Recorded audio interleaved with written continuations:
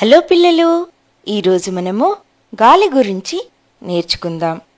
మీరు ఒక విషయం చెప్పండి, మీరు గాలిని ఎప్పుడైనా చూసారా? లేదు కదా. మనము గాలిని చూడలేము.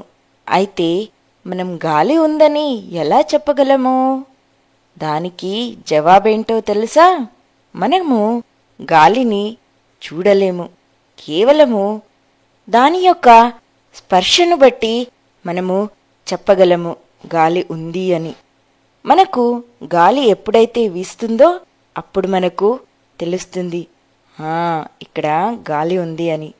మరి చూద్దామా గాలి ఉందా లేదా ఎలా తెలుసుకోవాలో?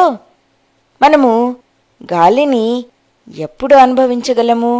మనం ఫ్యాన్ ముందు నిల్చున్నామనుకోండి, అప్పుడు మనకు గాలి వస్తుంది కదా. అదే మనము వేగంగా పరిగెత్తుకుంటూ వెళ్ళినప్పుడు అప్పుడు కూడా మనం గాలి యొక్క స్పర్శను అనుభవించగలము. మనం గాలి లేకుండా బతకగలమా? బతకలేము.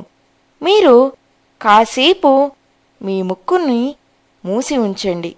మీరు చాలాసేపు అలా ఉండలేరు. ఎందుకంటే మనము శ్వాసించడానికి మనకు గాలి కావాలి. అది మనం జీవించడానికి చాలా అవసరము.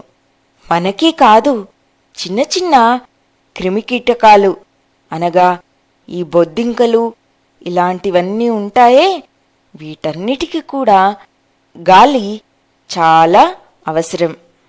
గాలి లేకుండా ఇవి కూడా జీవించలేవు. కనుక మీరెప్పుడు కూడా ఈ క్రిమికీటకాలను సరదాగా తీసుకొని ఒక జాడీలో మూసి ఉంచకూడదు. అప్పుడవి శ్వాసించలేక గాలి లేక చచ్చిపోతాయి. ఇంకా చెప్పాలంటే జంతువులకు కూడా గాలి చాలా అవసరం. అవి కూడా శ్వాసించకుండా బతకలేవు. ఇంకా చెప్పాలంటే నీటిలో ఉండే జంతువులు, ఉదాహరణకు చేపలు, ఇవన్నీ కూడా శ్వాసిస్తాయి. వీటికి కూడా గాలి కావాలి. ఇవి నీటిలో ఉండే గాలిని పీల్చుకొని జీవిస్తాయి. మరి మొక్కల విషయమేంటి? మొక్కలకు కూడా గాలి కావాలి. ఒకవేళ మీరు ఒక మొక్కను తీసుకొని ఒక జాడీలో పెట్టి దాని మూతను బిగించారనుకోండి, అప్పుడు ఆ మొక్క ఎండిపోతుంది.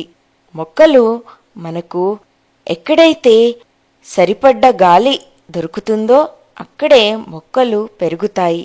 మొక్కలు కూడా శ్వాసిస్తాయి. మొక్కలు గాలిని ఉపయోగించే వాటికి కావలసిన ఆహారాన్ని తయారు చేసుకుంటాయి. అయితే ఇప్పుడు మీకు అర్థమైంది కదా, గాలి మన జీవితంలో ఎంత ముఖ్యమైనదో. ఇప్పటికీ ఇంతే. బాయ్ బాయ్ పిల్లలు.